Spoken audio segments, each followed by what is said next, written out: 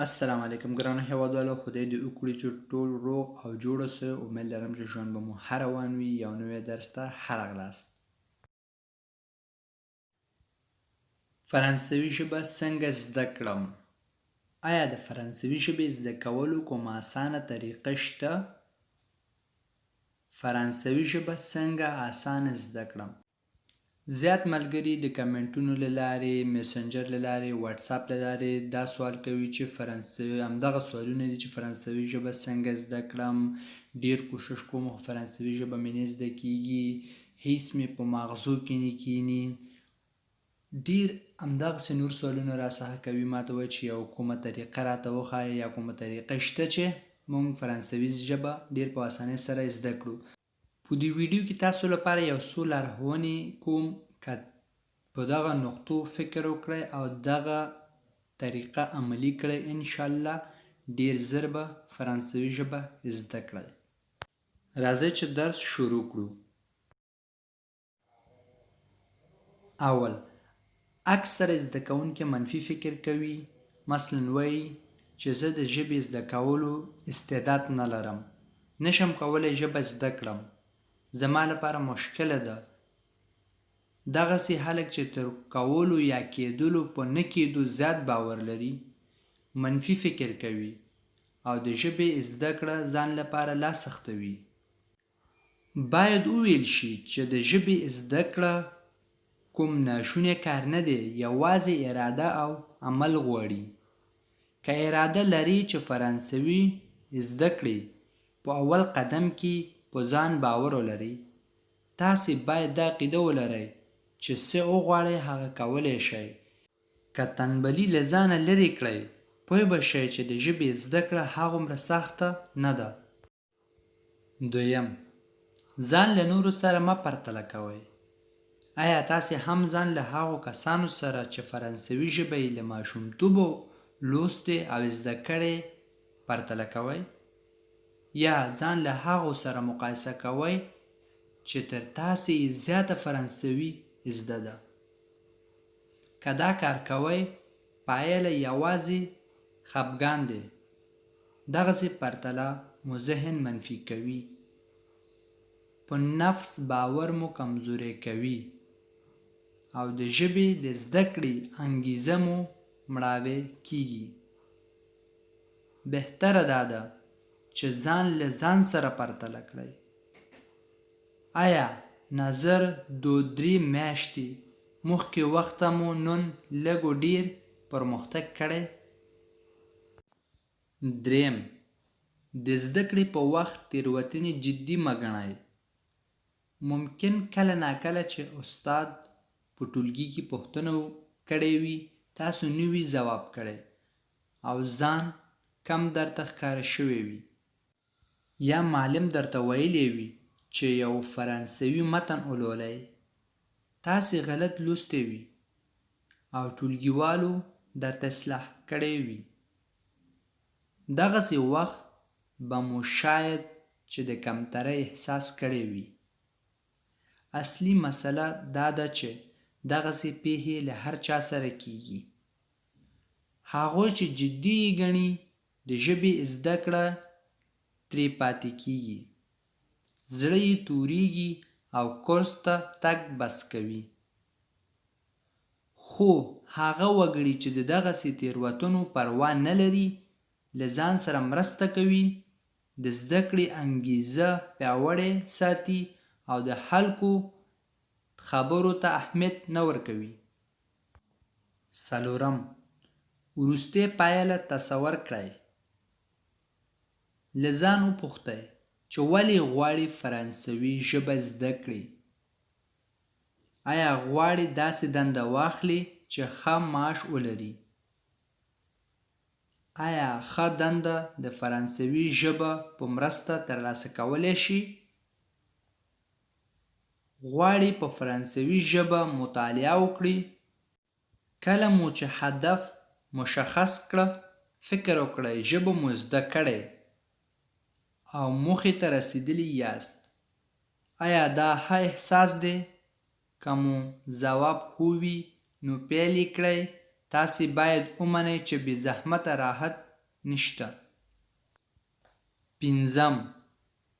د بریا لپاره یوه کتابچه بیله کړئ. کله چې پرمختګ کوئ او بریا ته رسیږئ، ښه احساس کوئ او خوشحالي مو په شونډو راټوکېږي او انګیزه مو هم پیاوړې کېږي. نو یوه کتابچه د خپلو مهارتونو لپاره بیله کړئ. هر څه چې نوی زده کوئ په کتابچه کې یې ولیکئ. دغه کار 3 ګټې لري. لومړی، کله چې خپلې لاسته راوړنې لیکئ او یا یې نوټ کوئ، ستاسې په حافظه کې لا پخیږي او ژر مو نه هیریږي. دویم، د دغې کتابچې وخت ناوخت کتل انرژي درکوي، انګیزه مو پیاوړې کوي او په ځان باور مو زیاتیږي. دریم، کله چې غواړئ په هغه مطالبو بیا کتنه وکړئ چې زده کړي مو دي، یا د کتابچه فوق العاده مرسته درسره کولی شي. 6. کله مو چې د تنبلي احساس وکړ، یو کوچنی ګام واخلئ.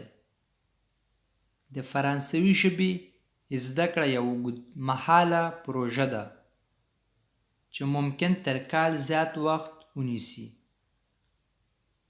نو ممکنه ده چې کله ناکله د تنبلي احساس درته پیدا شي. په دغسې وخت کې داسې مه وایاست چې ولا نن مې له وسې نشته چې فرانسوي ولولم، خسته یم، سبا به یې ولولم. دغسې وخت کې پلمې چې ستاسې له تنبلي سرچینه اخلي هیرې کړئ. یوازې ووایاست چې لږ یې لولم، یو اندازه مطالعه وکړئ. 1 ساعت نه 1.5 ساعت سبق ووایاست، خو د نن کار سبا ته هیڅ وخت مه پرېږدئ. 7. له لنډې دمې وروسته یې بیا ولولئ. ځینې کسان په ځان تر اندازې زیات فشار راوړي. که ژبه په 1 کال کې زده کېږي، دوی غواړي 6 میاشتو کې یې زده کړي.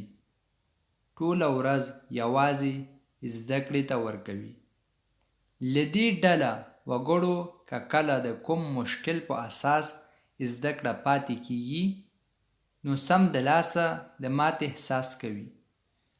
دا حده چې د ژبې زده کړه ورځنی عادت وګرځوو. خو دا هم باید ومنو چې موږ او تاسې تفریح او دمې ته اړتیا لرو. د دې لپاره چې زده کړه بوج نشي، په اونۍ کې 2 ورځې تفریح او یا دمه وکړئ. البته داسې دمه نه چې څو اونۍ ونیسي. 8. په زده کړه کې د خوند ځای پیدا کړئ. مهمه نه ده چې هر وخت یوازې یو ډول زده کړه وکړئ. تاسې کولی شئ له مختلفو طریقو ګټه واخلئ. ان داسې طریقه وټاکئ چې ستاسې خپل نوښت وي.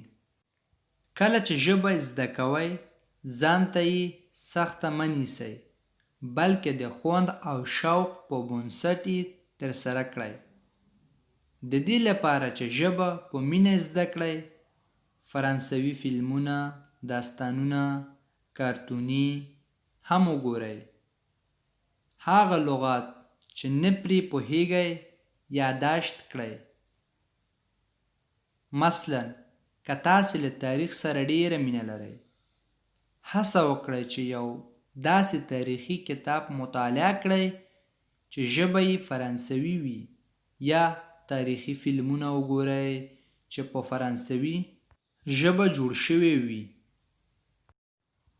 9. ډلهییز مطالعه وکړئ. پوهان وایي د زده کړې تر ټولو مؤثره طریقه ګروپي مطالعه او یا زده کړه ده چې ټول شاګردان په حرکت او فعالیت راولي. تاسې کولی شئ له همدې طریقې ګټه واخلئ. څو ملګري چې غواړي فرانسوي زده کړي، سره راټول شئ او خپله زده کړه یو بل ته ووایاست. له یو بل پوښتنې وکړئ او یو بل ته کورنۍ دندې ورکړئ. 10. ځان ته کورنۍ دنده ورکړئ. ځان سره وعده وکړئ په راتلونکې یو میاشت کې به یو کتاب په فرانسوي ژبه لولئ او ټول هغه لغات چې نه مو دي زده کوئ به یې. هره ورځ به 10 لغات له لیکلو یا سپیل او معنا سره یادوئ. دا یو څو لارښوونې وې، که چیرې په دغه لارښوونو عمل وکړئ انشاءالله ډېر ژر به فرانسوي ژبه زده کړئ. فرانسوي ژبه زده کول ډېر سخت کار نه دی، خو لیکن وخت غواړي، زحمت غواړي. وخت به ورته ورکوئ، مکتب ته به ځئ، زحمت به وباسئ، بیا زده کېږي. انشاءالله ډېر ژر به زده کړئ.